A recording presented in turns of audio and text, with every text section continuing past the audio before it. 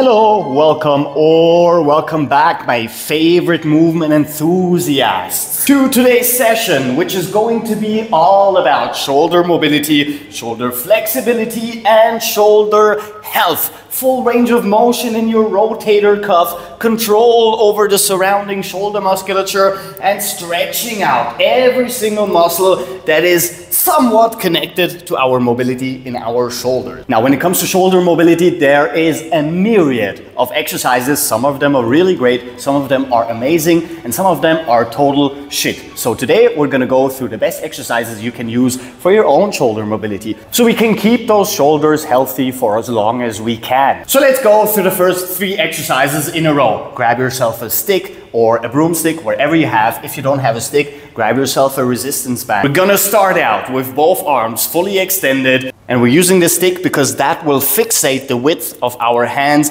which is gonna help us assess our shoulder mobility when it comes to complete rotations. The further you have to grab outside, the worse your shoulder mobility is, and the further you can grab inside, the better your shoulder mobility is. Exercise number 1, symmetrical rotations. All the way back, all the way forward, all the way back, all the way forward. Very easy, very simple. Second exercise, asymmetrical rotations. One arm stays fixed and the other arm turns over our head. One arm fixed and the other arm over our head. And of course, we're gonna have to switch directions.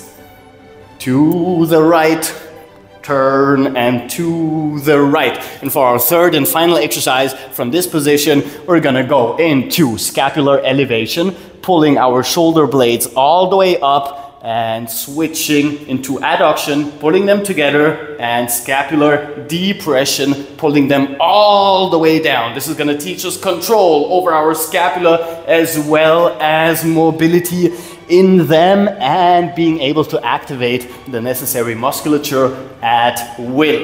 All the way down, scapular depression, adduction, elevation, adduction, depression, adduction, elevation, and repeat.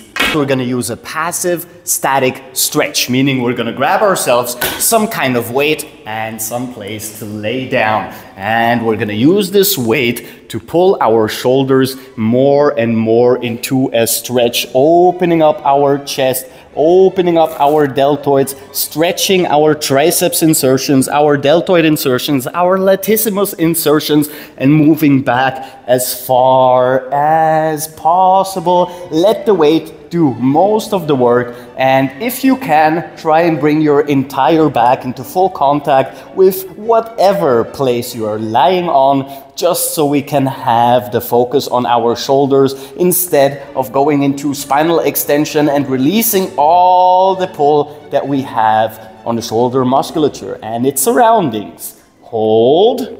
Release the tension, take a short break, and repeat. Just keep in mind, those are not in any particular order. We're just going through the exercises one by one, and you can just pick out the ones that you enjoy the most. We're gonna move on. This is going to be a passive hang for decompression. As you can see, this would be an active hang and relaxing our shoulders and relaxing all of our body is going to pull us more and more and more into a lengthened position. The most important part about this exercise is you have to keep very relaxed, especially in your shoulders. You're gonna notice if you are activated, your shoulder blades are gonna be down here, and once you elevate them, pull them all the way up, this is gonna relax you much more. So we have a lot of pull on our lats, on our delts, decompressing our rotator cuff as well as our elbows and our wrists, which is also amazing. And as a bonus, of course, we have complete decompression of our spine, which is very effective for people who struggle with, for instance, lumbar pain or thoracic pain caused by tightness. And if you want to take it even a step further, then we're going to do one-sided passive hangs for even more pull, even more stretch, and even more decompression.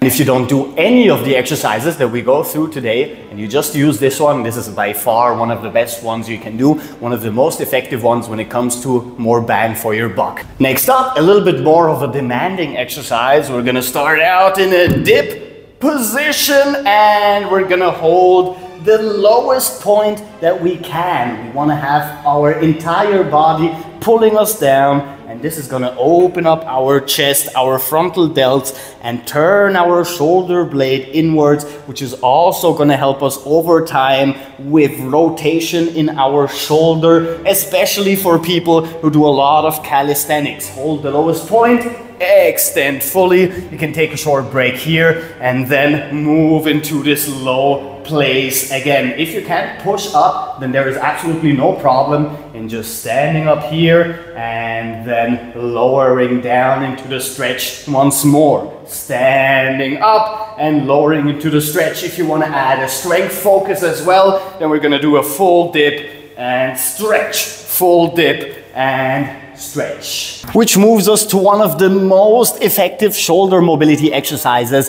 that ever graced this planet, and that is going to be the butcher's block exercise. All we need to do for this one is find ourselves some kind of elevation where we can place our elbows, and we're going to grab ourselves some kind of stick, be it a broomstick or a training stick, whatever you have at home, it doesn't really matter. All we're going to do from here is start in spinal extension, meaning switching from a rounded spine into an extended spine. Have your spinal erectors fully flexed to push down actively, and from here we're gonna pull in our arms, push our chest all the way down towards the ground, opening up all of these muscles and stretching them out, which is gonna release a lot of tension around our rotator cuff, and extend round your back, release all the tension, and repeat again. Spinal extension, biceps, flexion, push your chest all the way down towards the ground, and triceps, extension, spinal, flexion, let go, and repeat. Push down, pull in, push down even more, and extend, reverse, round, take short break, and repeat. I can't stress this enough. This exercise feels absolutely amazing and is insanely effective in opening up our chest and shoulder area and letting loose of all the tension that we carry around there. Now this one is one of my favorites, another loaded stretch. We're gonna grab ourselves a kettlebell or a dumbbell, it doesn't really matter. Extend our arm fully, elevate our shoulders, and then we're gonna bring it all the way back here into full contact with the wall behind us. The further you step forward, the more mobility you're gonna require. If you don't have much, then step back. It's really important that you keep your arm fully extended and your shoulder elevated. And now from here, we're gonna do rotations. To the left and to the right. Turn to the right and turn to the left. Try and go as long into a range of motion as you can. Keep that arm fully extended, and of course you're gonna have to do both sides. Extend the arm, extend the shoulder, bring it back into full contact, and turn to the left and turn to the right. We have loaded rotational shoulder mobility, which is amazing to have. And for our final two exercises, a little bit of a challenge. We're gonna get to a bar once more. Start in a passive hang. First exercise, symmetrical scapular pull-ups, meaning we're working with both shoulder blades simultaneously. Depress your shoulder blades, adduct your shoulder blades, abduct your shoulder blades, and elevate them.